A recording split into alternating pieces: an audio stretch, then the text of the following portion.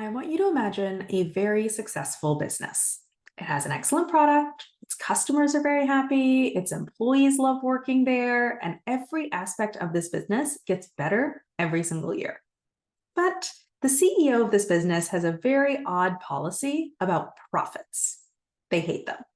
They think it's greedy to make any money. They feel that holding on to any money will make them into a money grubbing capitalist villain. And they think that good people are humble and poor, not flashy and rich. And so, the minute that even $1 of profit hits the company's bank accounts, the CEO withdraws that money and sets that pile of cash on fire. The customers and employees and investors beg the CEO to use that money. They say, you don't have to hoard it like Scrooge McDuck. You can reinvest it, you can turn it into employee bonuses, you can even donate it to charity. Please just stop burning it. But the CEO pays them no mind. Profits are morally bad, they say. We must never have profits, even for a minute. Coincidentally, this CEO is always stressed about money. There never seems to be enough cash in their business. It feels like the company is starting over from scratch every single day, no matter how well it's done in the past. So they push their employees harder and harder. They tell them, work harder, do better, sell faster. We need more cash. They don't understand why they always seem to find themselves in this cash strapped position. Surely it has nothing to do with their habit of burning all the profits. I know this story sounds insane. No CEO in the world would ever act like this. But every day, millions of high stress, high achievers act exactly like this. Not with money, but with praise, accolades, and positive feedback. So let me tell you the story again, but from the perspective of a stressed out high achiever. I want you to imagine a very successful person. They have an excellent skill set. Their bosses and colleagues are very happy. Their team loves working with them. And every aspect of this person's skill set gets better every year. But this person has a very odd policy about praise and compliments. They hate it. They think it's arrogant to accept and internalize praise. They feel that truly believing that they're doing a great job will make them a lazy, insufferable jerk face. They think that good people are self-effacing and constantly striving, not confident and securely on top of things. And so, the minute that even one word of praise is given to this person, they reject it out of hand. They ignore it, they discount it, they argue with it. It may as well have never happened.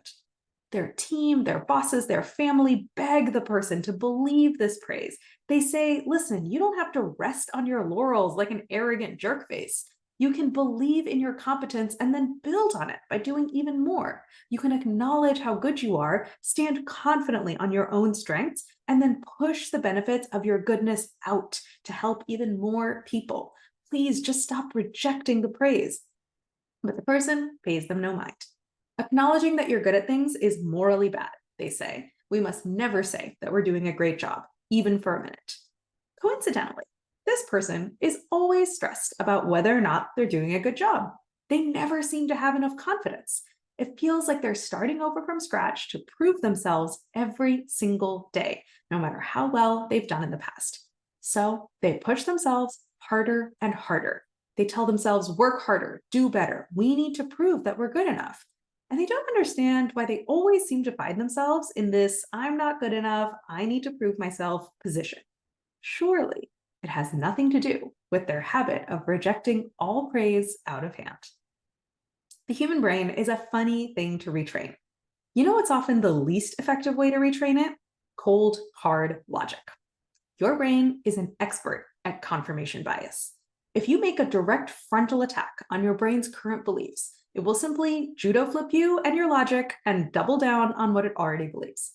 You know what often works much, much better to retrain your brain?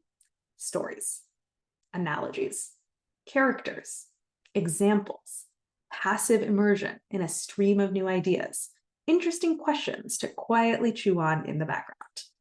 None of those things are a direct frontal attack on what your brain already believes.